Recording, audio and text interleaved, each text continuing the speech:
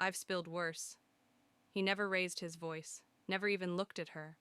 Mia froze, still clutching the napkins like a child who had broken something precious. I really am sorry, she said again, quieter this time. Please, let me at least pay for the repair. He shook his head. No need. Then, without another word, he slipped the laptop into a waterproof case.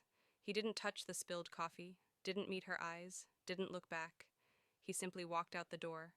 Mia stood there, napkins soaked in caffeine and guilt. The cafe had fallen silent. The regulars didn't stare, but she could feel the weight of their quiet sympathy. Her cheeks burned. She cleaned the table slowly, every motion heavy with shame.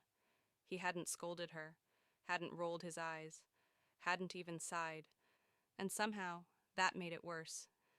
Mia was used to anger. She could handle yelling, could armor herself against blame. But this quiet grace, it was piercing, because it wasn't just a cup of coffee she had spilled. It felt like she'd knocked over something invisible, something fragile, something human. And as she stood there by table 3, staring at the door long after he was gone, she couldn't stop wondering, why did his silence feel heavier than any anger ever had? Of all days, it had to be this one. Mia stepped back into the cafe the next morning, her shoulders stiff with tension, eyes ringed with exhaustion. Her sister's fever had worsened overnight, and the doctors had decided to keep her in the hospital for observation. It meant Mia was back behind the counter, unplanned, unprepared, and barely holding herself together. She tied her apron with a weary sigh, then slipped a small bakery box beneath the register. Outside, a soft drizzle streaked the windows, and inside, the scent of freshly brewed coffee lingered in the air, warm, familiar, and strangely comforting. She was wiping down the counter when she saw him. Juan. Same coat, same laptop bag, same unreadable expression. He walked in like nothing had happened and took his seat at table 3 without even glancing her way. No greeting, no order.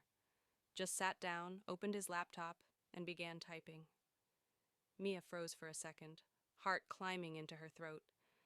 Then she grabbed the small box and walked toward him, each step slow, deliberate, her pulse thudding louder than the morning hush. She placed it gently on the table, right beside his laptop.